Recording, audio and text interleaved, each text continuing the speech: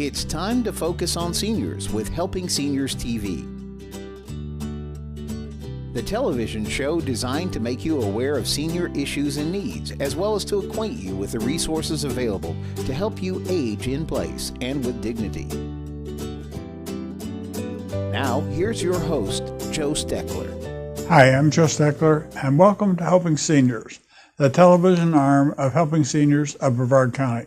Our show is designed to provide you with information on how to develop your own aging and care plans. Our topic today is Helping Seniors of Brevard County.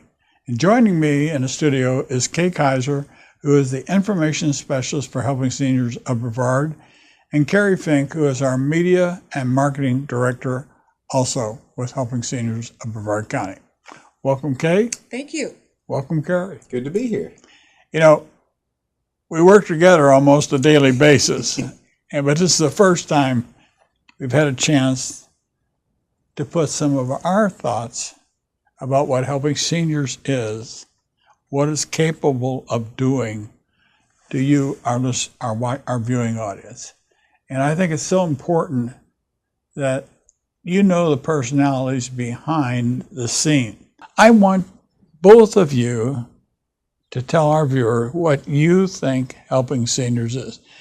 You tell it, and then you give us your viewpoint. What do you think Helping Seniors is, Kay? A very much needed service in our community. We are here as, I like the way we came up before, with an outreach and an inreach. The outreach obviously being to educate seniors and people in our community with various subjects that pertain to seniors. Inreach, you're going to get me on the other side of the phone and trying to get to the right resources. So many seniors or caretakers have absolutely no idea how to navigate our systems. They become overwhelmed with the information if they're looking for a place to live or getting VA benefits or a variety of different subjects. So my job is to try to make it easy and to develop relationships with the people that I speak to. I'm not going to just be quick and here's a telephone number. No, because I often find that when someone calls, they may have one issue, but several more come up. Absolutely. Yeah. So we want to educate them, but we also want to help them get through our system to help seniors find and their caretakers what they're looking for. Now, help Kay understand what it is she didn't tell her on viewing. Well, I think she did a good job with that. I didn't say she didn't do a good job. I just said, tell them what else that you think we can do. Well, here's the challenge, I think, for all of us. For all of us, aging is on-the-job training. None of us ever have that experience. And I don't care if you're the person aging or perhaps you're the adult child of a person aging. It's all on-the-job training. Yes. So what Helping Seniors really does is create a connection for people to get information that can make a huge, huge impact in their lives. People will talk about sometimes they think it's a money issue, sometimes they think it's a health issue, but a lot of times it's an information issue about knowing where to go to get connected. And to me, that's what Helping Seniors is all about. My last job in the Navy, I commanded a Navy retirement home that took care of 550 people. Their average age was 77. I learned from those people. I thought I knew a lot about aging. From 1993 to today, I have vastly increased my own personal knowledge. In fact, on a show I just recently did with Joel Dunham of the Space Coast Center for Independent Living, I learned about programs right here in Brevard County, and as well connected as I think I am to aging resources, I heard about them for the first time.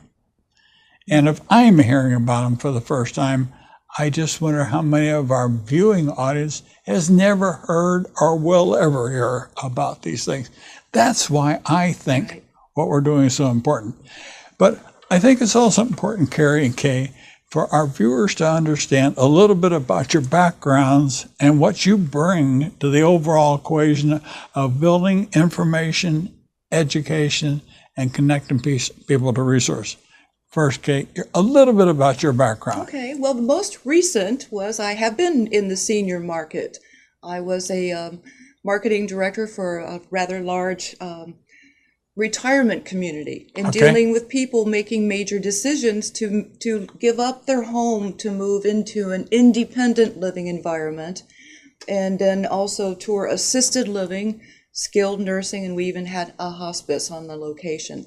So working with seniors, for a number of years, I have been able and fortunate to develop relationships and resources already from people that I've been associated with that I now can say, all right, I remember this person. But go back before that. Even before that? And why do you think that your television and your radio experience brings an important part to this new equation of informing, educating, and connecting? Okay, well, prior to moving to Florida, I actually owned a broadcast television production company and ad agency. So I was able to put myself into an environment to be somewhat of a chameleon with any kind of business and trying to formulate what would be the best way to present their message.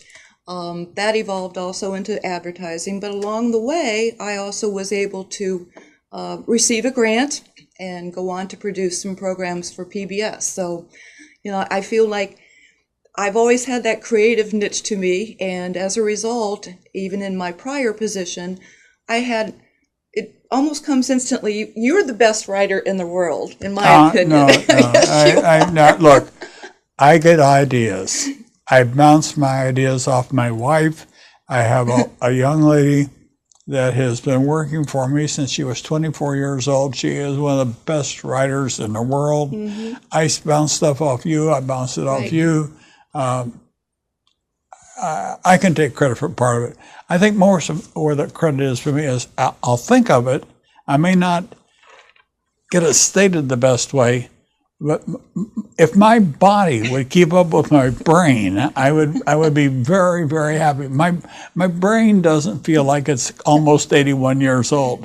My body does, and you know that. And you don't look like it. Well, the good Lord's been very, very kind. I've had an easy life. Kerry, how about you telling our listeners, our viewers, a little bit about your background so they can see how you fit in with what Kay and I are trying to do? Sure, absolutely. Well, for me, to me, it's kind of providential. I grew up as a radio guy. So doing radio, working with commercial radio stations and things like that. And my wife and I had an opportunity to grow and develop a radio network called The Music of Your Life. And we used to joke and tell people, what is that? We play the good music. So for us, that meant music like anything from Frank Sinatra to Dean Martin to Tony Bennett to Johnny Mathis. Kay Kaiser. Yeah. College of Musical Knowledge. And we were a radio network, and we fed that to a couple of hundred radio stations 24 hours a day, 7 days a week around the country.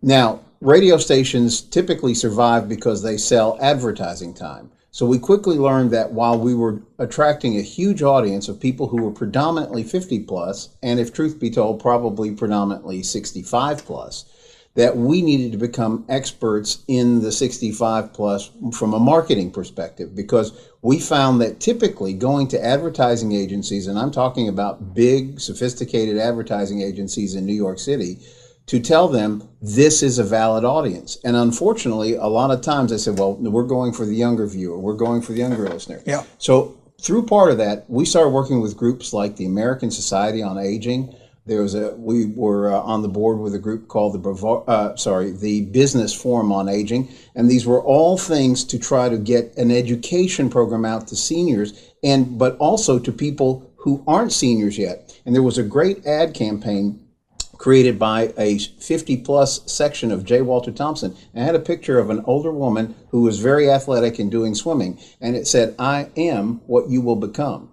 And I thought that always made sense, because for all of us, God willing, we have the opportunity to age. So the more that we can study and learn how to age well and help others age well, really, if you think about it, that's one of the most valuable things we can do. My grandfather used to say, if you have your health, you have everything. Exactly right. That's true. But along the way, both of you have picked up a world of knowledge in marketing, advertising, newsletter work, putting television shows together, marketing what exists in a community, and putting it in such fashion that people can make it part of their lives. And that's what I hoped we could accomplish with Helping Seniors. It's not just something that we say, viewer, you have to watch this and we'll tell you how to do that. That's not what we do. Right. We ask our people in need to call us. I think, just a real quick short story. I was sitting in my home the other night. I had a phone call from Washington, D.C. And the woman was telling me about a family member or a friend that lived down here that needed just companionship. And I said, how did you find out about me? She called me on my home phone. Somehow she got a hold of somebody in Titusville, Florida. They said, call me. And she did. I put her in touch with you. Right. You call the woman. We need to, I want to ask more. I won't get into the thing. But what made my day, Kay, was when you told me you talked to the lady and she was sort of guarded, because you could hear her caregiver in the background telling her to be careful, which is exactly what a good caregiver should do. That's exactly right. Yeah. She was protecting the person she was taking care of. And these are the types of things that we find out. It's not just something that we do, it's something we follow up and we make happen. So, how do both of you think that we're going to connect with our printed media, the Senior Scene magazine, our hometown news, the radio, the television? How do you both think that this is going to be a tool that's going to help caregivers and patients, clients? How are we going to do a better job of getting our message out? If I can respond to that, because anything that is published, and I still have to say that seniors have become more computer savvy, without a doubt, but it's still picking up something to read. They like the feel of a newspaper or a magazine. And as a result of that, we have various people who are now contributing with our newsletter to educate in their specific type of agency or business, again, that educational to help seniors understand maybe something that they're looking for. Now they can actually read about it. Yeah. Kerry? Well, I was just going to add to the fact that, we live in a county where literally one in four people is over the age of 65. And if you want to talk about the AARP definition of a senior, somebody over 50, and that means 1 out of 3 people in our county is over 50. And so the biggest and most important thing is, like you alluded to at the beginning of the show, we're the experts on this, or especially you're the expert on this, having done this for so many years. Mm-hmm. But even you're learning that there's new programs and things that can be beneficial. And so immediately our job is to communicate that information out to the seniors. And so we're blessed to have such wonderful media partners who help us get the word out. We're able to do this now on television. We were talking today, we have access to the library of something in the neighborhood of now 300 shows for Helping Seniors of Brevard. You do the radio show. You've been doing the radio show. We were just talking 14 years coming up. So all those radio programs, we've been published in Florida Today. We have the Senior Scene magazine is now where the newsletter can be found. There's articles in Hometown News. There's articles in Senior Scene. And what's so important about that is, if we who have our ear to the ground for seniors are learning new things, you have to, the object is to make sure that everybody can find and readily access this information at any time that they need it. And that's one of our goals. So if somebody says, I've just discovered I have a situation with arthritis, where can I find information? We want to make sure that we have some good places to begin the dialogue. Well, I'm sorry, go ahead, Kay. I was going to say too, and you're revamping the website. That's right. That's what I was going to say. And I'm reading your mind.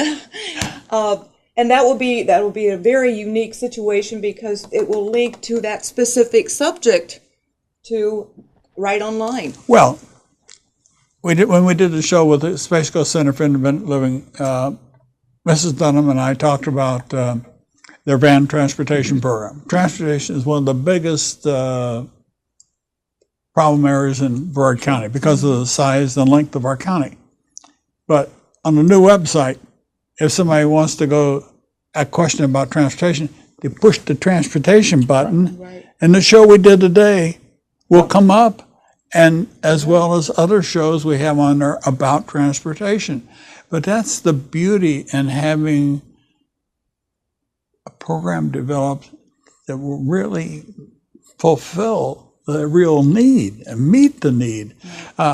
I personally believe, and I know the two of you will have a lot to say about this, advocacy, senior advocacy. I believe that one of the greatest sins in Brevard County is our failure to proactively identify and codify senior needs. Absolutely. And I think that if anything Helping Seniors can do is take a lead role in building this program starting in 2015. That's one of our objectives. Absolutely. Is to get seniors together. And not just a group of people saying, seniors, you need this, but for the seniors to get together and say, I don't like this. Why can't something be done about this? How can we do this better? Simple things. Exactly.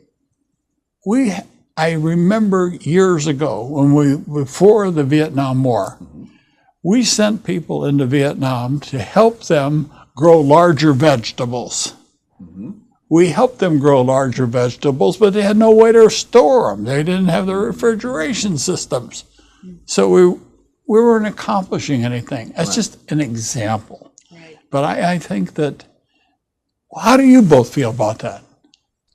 Well, my take on this is that the advocacy part is exceptionally important because when you live in a county that has, like we just said, someplace 1/4 to 1/3 of the people are vitally interested in senior issues.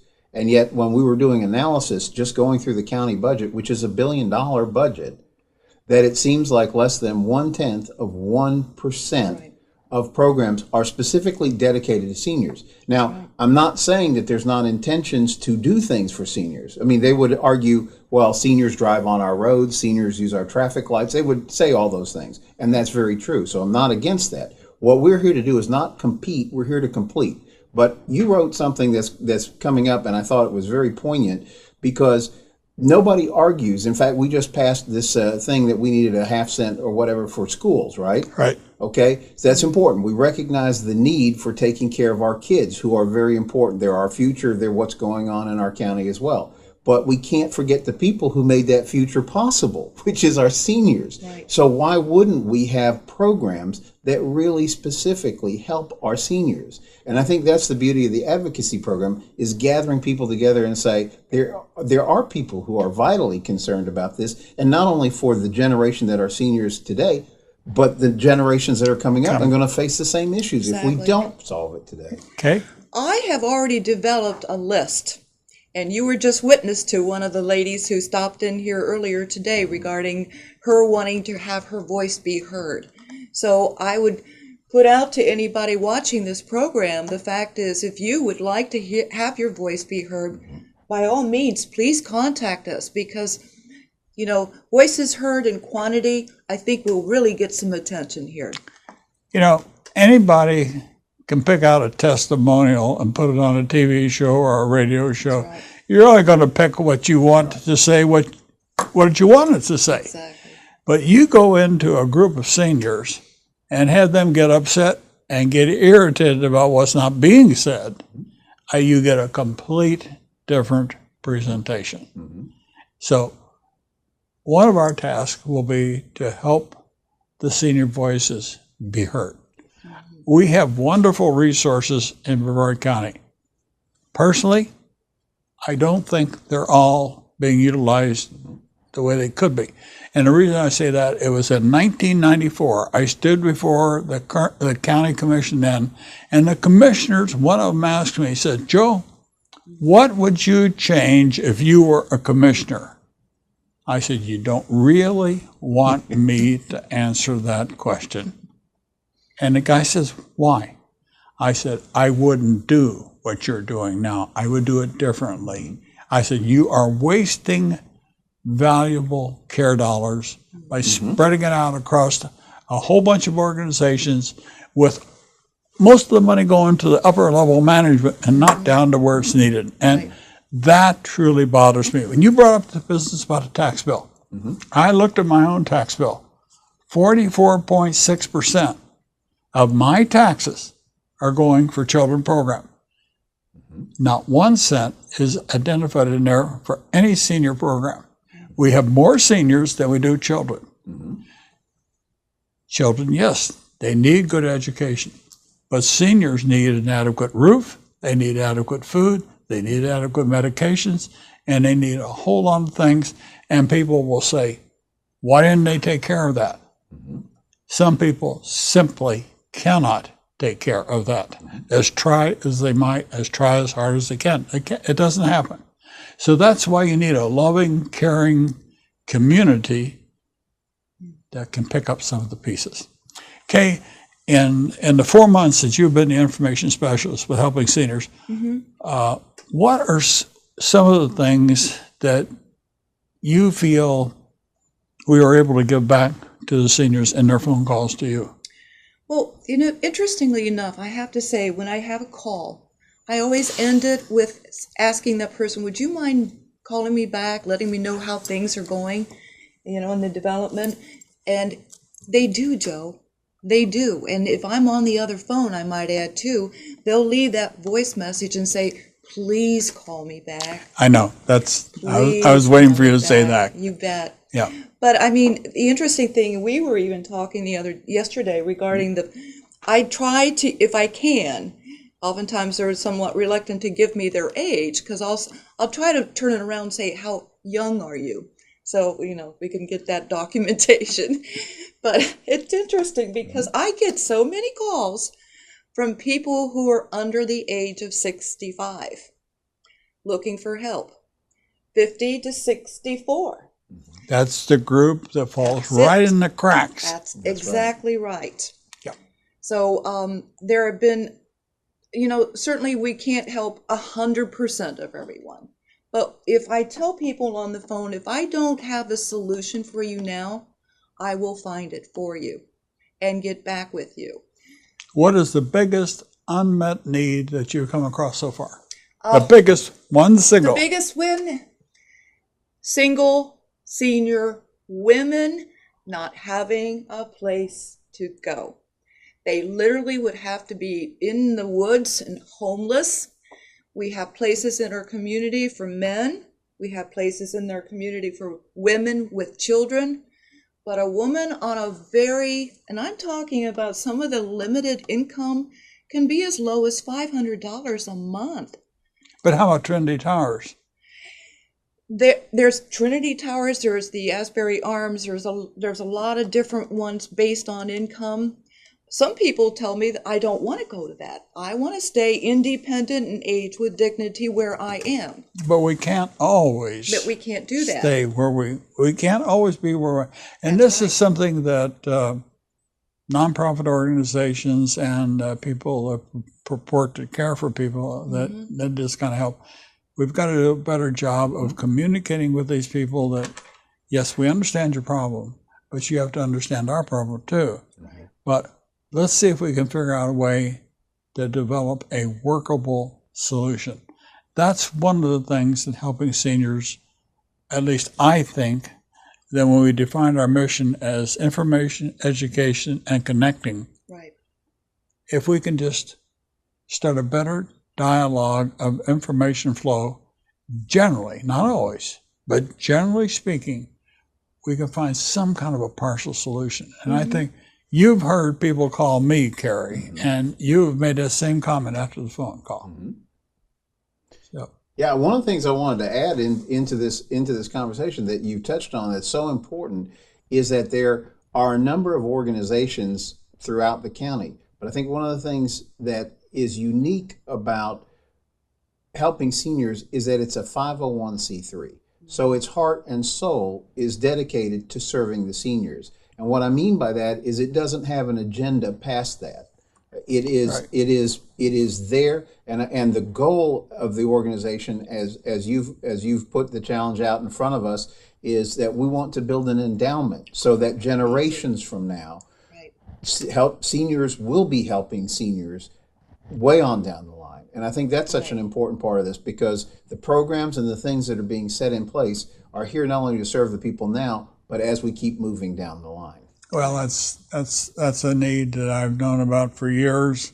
And when I left the Alzheimer's Foundation, they had an endowment of over $2 million. I hope we can eventually put that in place here, because if we just took 10% of 12-month average in that fund and have it invested smartly, you can imagine on a $2 million endowment, you could take $200,000 out a year. For the person that called you that had a leaky roof that couldn't afford to get the hole fixed, Right. I mean, our board of directors would authorize our director fix it. You know, it costs $300, $400, $500. But when you have a couple $100,000 to work with, and it's concentrated in one organization, there's just a world of help and a world of good that you can do. Oh, without a doubt. So, And with a 501c3, and that's the point. There are organizations. If you have a checkbook, there are lots of organizations that can help you, businesses that can help you, things you have options. But also, I think one of the important things about helping seniors is that's not the question we ask somebody. The question is, how can we help you? yeah. But having said that, we still need money to pay bills, That's right. to do the things, but we've off to a great start, and I know that the phone number, if people need to call UK, I'll give you a couple seconds. How do they contact you? 321-473-7770. Or Yeah. you can email me at k@helpingseniorsofbrevard.org. Okay, all right. I look forward to a lot of good things happening over the next several months, especially with the advocacy part. But I want to thank you, Kay, thank you, Kerry, for today. And I want to thank you, viewer, for watching today's episode of Helping Seniors. If you have questions or comments, please call us at 321-473-7770. For more information on senior care and resources, visit our website at helpingseniorsofbrevard.org. Be sure to listen to Helping Seniors on radio station AM 1300 WMEL every Thursday afternoon at 1 p.m. and look for our Helping Seniors newsletter in our center section of Senior Scene magazine each month. I'm Joe Steckler, and thank you for watching us and being a part of Helping Seniors. I ad-libbed there. It was good.